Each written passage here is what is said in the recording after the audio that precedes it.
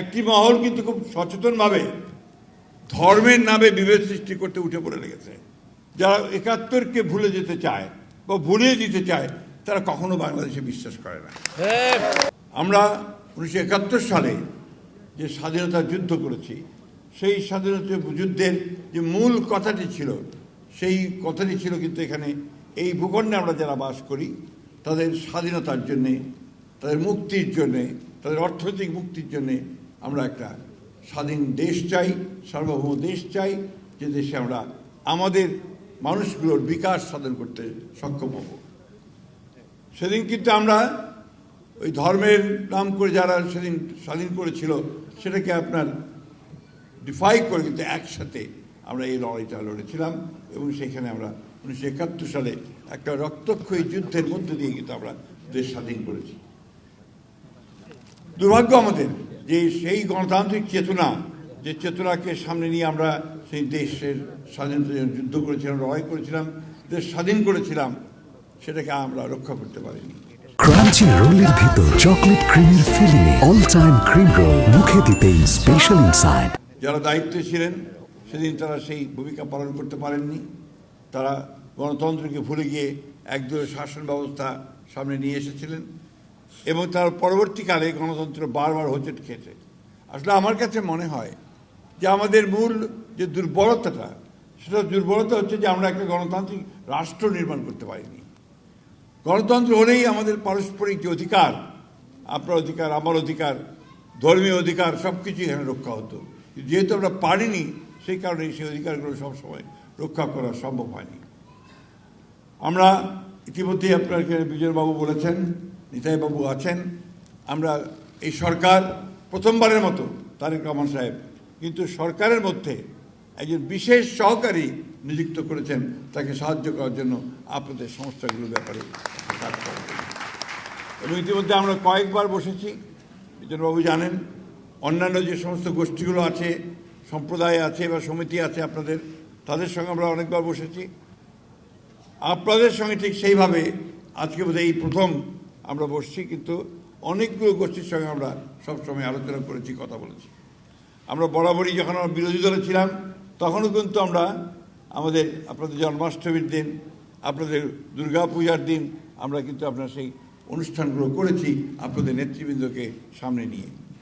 আপনারা জানেন যে এইবার আমরা পার্লামেন্টে মহিলাদের মধ্যে যে আপনার আমরা মনোনয়ন দিয়েছি, সেখানে কিন্তু আপনার সনাতন ধর্মাবলম্বী আছেন, মতুয়া সম্প্রদায়ের আছেন, আমাদের সমতল ভূমির যারা নৃগোষ্ঠী তাদের প্রতিনিধি আছেন, পাহাড়ি যারা আছেন আপনার তাদের আপনার প্রতিনিধি আছেন, অর্থাৎ সবাইকে নিয়ে কিন্তু আমরা একটা রাজনীতি করার কাজ শুরু করেছি, যেটাকে আমরা আমাদের ৩১ দফায় একটা রেইনবো স্টেট হিসেবে আমরা পরিচিত করেছি। এখানে যে সমস্ত বিষয়গুলো এসেছে এর বেশিরভাগই কিন্তু হচ্ছে আপনার আমরা সরকারে আসার আগের ঘটনা। আমরা সরকারে আসার পরে আমি এটুকু বলতে পারি যে আপনার অত্যন্ত সচেতনভাবে সকল ধর্মের, সকল মানুষের অধিকারকে সুরক্ষার জন্য, তাদের সম্পদকে সুরক্ষার জন্য সব রকম ব্যবস্থা আমরা গ্রহণ করেছি। আপনারা নিশ্চয়ই জানেন যে দুর্গা পূজা হয়েছে, আমাদের সমস্ত দলের, আমাদের বিএনপি সব দলের লোকেরা তারা কিন্তু দুর্গা পূজায় আপনাদের সঙ্গে থেকেছে, যাতে কোনো রকমের দুর্বৃত্ত কোনো সুযোগ না পায় আপনার সমস্যা তৈরি করবার। আমরা দেখেছেন যে রথযাত্রাতে আমি নিজে গিয়েছিলাম, আপনার চিসকনের যে রথযাত্রার অনুষ্ঠানে আমি নিজে গিয়েছিলাম। আমার ঠাকুরগাঁতে সেখানে হয়েছে, আপনার এখানে ধামরাইতে রথযাত্রা হয়েছে, আমাদের হুইপ গিয়েছিলেন, চিফ হুইপ গিয়েছিলেন, এবং ফিরতি রথযাত্রাতে আমাদের দাদা এবং অন্যান্যরা ছিলেন।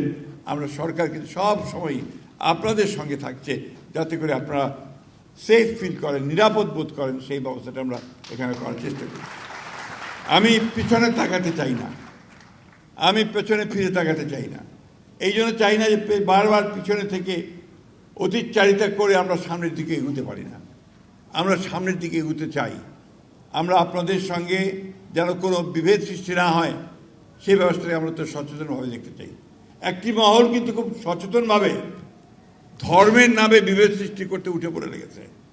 আপনারা নিশ্চয়ই সেটা লক্ষ্য করছেন, নিশ্চয়ই সেটা দেখেছেন। আমি আপনাদেরকে ধন্যবাদ জানাতে চাই যে বিগত নির্বাচনে আপনাদের সনাতন ধর্মের মানুষেরা আমাদের বাংলাদেশ জাতীয়তাবাদী দলের রাজনীতিকে, আমাদের তারেক রহমান সাহেবের রাজনীতিকে, বেগম খালেদা রাজনীতিকে যে অকুণ্ঠ সমর্থন দিয়েছেন, এবং সেই জন্য আমরা আপনাদের কাছে আন্তরিক কৃতজ্ঞতা এবং ধন্যবাদ জানাচ্ছি। আমরা এই পরিবেশটা ধরে রাখতে চাই। আপনারা অনেকেই জানেন কিনা আমি জানি না, প্লিজ, যে আমি কিন্তু এমন একটা কনস্টিটিউন্সি থেকে এসেছি, এমন একটা এলাকা থেকে এসেছি যে এলাকায় আমার কনস্টিটিউন্সিতে আপনাদের সম্প্রদায়ের ভোট সংখ্যা হচ্ছে 1,45,000।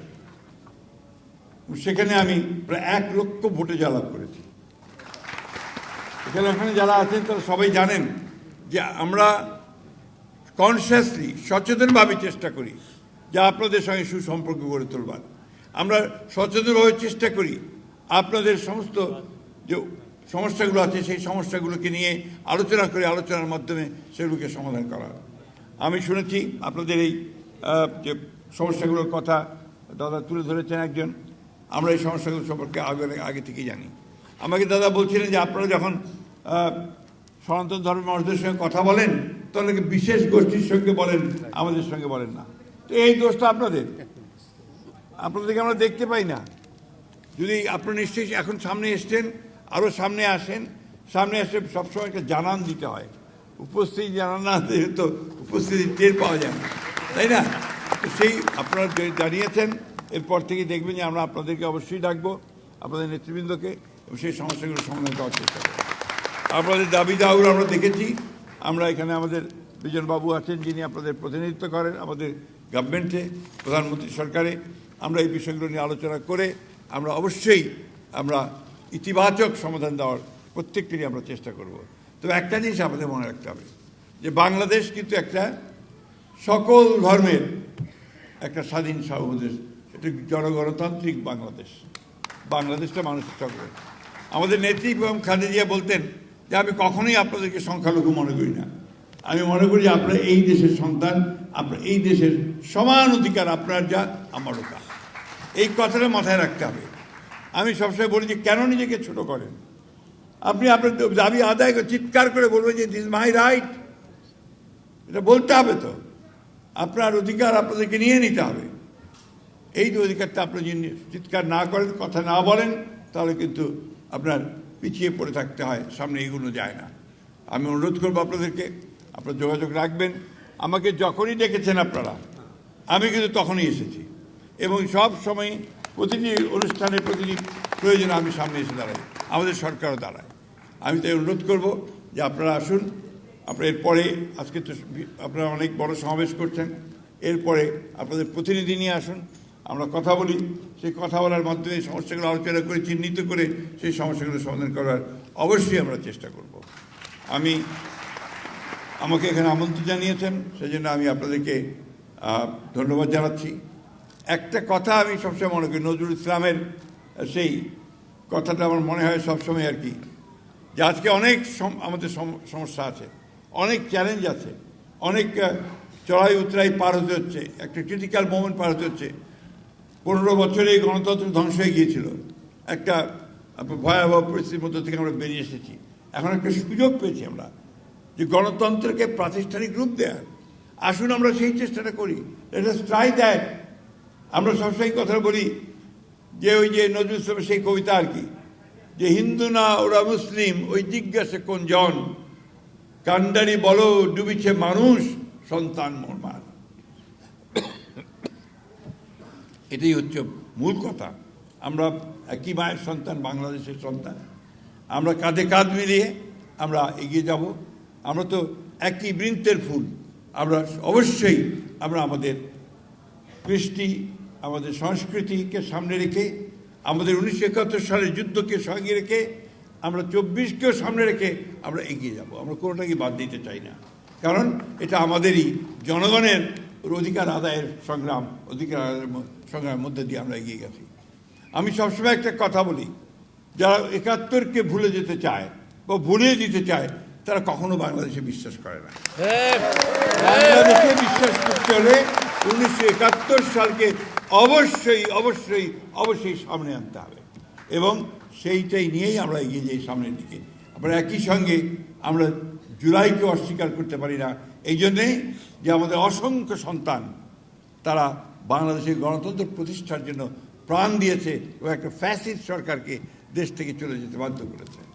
এই বিষয়গুলো আমাদের মাথায় রাখতে হবে। কোনোটাই আমরা ছোট করে দেখি না, কিন্তু ধর্মের ভিত্তিতে যারা দেশকে বিভাজন করতে চায় তাদের বিরুদ্ধে আমাদেরকে কিন্তু রুখে দাঁড়াতে হবে। আমরা এখানে উগ্রবাদকে প্রশ্রয় দিতে পারি না, মৌলবাদকে প্রশ্রয় দিতে পারি না। আমরা এখানে একটা উদারপন্থী গণতান্ত্রিক বাংলাদেশ আমরা নির্মাণ করতে চাই। কথা বলে আপনাদের সকলের সুস্বাস্থ্য দীর্ঘায়ু কামনা করে আমি আমার বক্তব্য শেষ করছি। সকলকে আবারও নমস্কার, আদাব।